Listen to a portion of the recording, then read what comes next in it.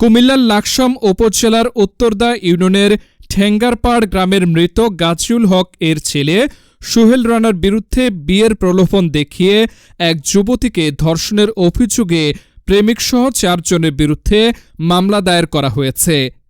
বিয়ের আশ্বাস দিয়ে ২০ বছর বয়সী এক যুবতীকে একাধিকবার ধর্ষণের অভিযোগে গত ১৭ নভেম্বর ২০২৫ তারিখে ভুক্তভোগী নিজেই বাদী হয়ে কুমিল্লা নারী ও শিশু নির্যাতন দমন ট্রাইব্যুনালে মামলাটি দায়ের করেন।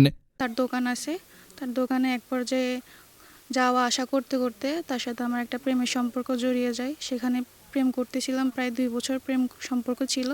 তখন সে এক পর্যায়ে আমাকে বিয়ে করবে বলে জোরপূর্বক আমার সাথে শারীরিক সম্পর্কে জড়িয়েছিল। আদালতের বিচারক মামলাটি আমলে নিয়ে সংশ্লিষ্ট থানার ভারপ্রাপ্ত কর্মকর্তাকে বাদীর মেডিকেল পরীক্ষা নিরীক্ষা সহ প্রয়োজনীয় আইনগত ব্যবস্থা গ্রহণের নির্দেশ প্রদান করেন। মামলার এজাহার সূত্রে জানা যায়, লাকসাম বাজারে প্রধান আসামির একটি কসমেটিক্স দোকানে যাতায়াতের সূত্র ধরে বাদীর সঙ্গে তার প্রেমের সম্পর্ক গড়ে ওঠে। যাওয়ার পর এক পর্যায়ে আমি প্রেগনেন্ট হয়ে যায়। যখন আমার গর্ভে বাচ্চা আসে তখন আমি তাকে বিয়ের জন্য প্রেশার ক্রিয়েট করছিলাম। তখন যাকে জানানো হয়েছে, তখন সে আমাকে না জানিয়ে আমাকে একটা ওষুধ এনে দিয়েছিল। ওই ওষুধ খাওয়ার পর আমার বাচ্চা নষ্ট হয়ে যায়। তখন আমি এই জিনিসটা সামাজিকভাবেও জানানো হয়েছে, সমাজে জানাইছি, ওখানে কোনো বিচার পাই নাই। পাওয়ার পর আমি আইনিগতভাবে আশ্রয় নিয়েছি, আইনের বিচারে গেছি সেটাও। এবং সে আমাকে বিয়ে করতে পুরোপুরি ইচ্ছুক না। এখন সে অন্য জায়গায় বিয়ে করার জন্য কথাবার্তা চলতেছে। সাধারণ জনগণের কাছে এবং প্রশাসনের লোকদের কাছে আমি চাই আমাকে যাতে প্রাপ্ত বিচার দেওয়া হয়। এক পর্যায়ে প্রধান আসামি সোহেল রানা মজুমদার বাদীর সঙ্গে অন্তরঙ্গ মুহূর্তের ছবি ও ভিডিও ধারণ করেন। পরবর্তীতে সেসব ছবি ও ভিডিও দেখিয়ে বিয়ের প্রলোভন দিয়ে তাকে একাধিকবার ধর্ষণ করা হয় বলে অভিযোগ করা হয়। ভুক্তভোগী আরও উল্লেখ করেন, ধর্ষণের ফলে তিনি অন্তঃসত্ত্বা হয়ে পড়লে আসামি সোহেল রানা তার অজান্তে ঔষধ সেবন করিয়ে গর্ভপাত ঘটান।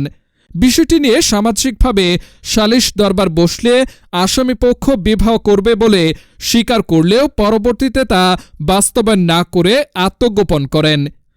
এখন আমি সমাজে জানাইছি, কইছে এটা সামতা দিব কই বস, কোনো সামতা হয় না। আমি বিচার না পাওয়ার কারণে আমি আইনে গেছি, আমি মামলা করছি। এখন মামলার পরে দিয়ে আরেকটা করছে আমার এটা সমাধান হচ্ছে। আমি এখন ন্যায্য বিচার চাই। পরে বিয়ের প্রতিশ্রুতি অস্বীকার করলে বাধ্য হয়ে তিনি আইনের আশ্রয় নেন।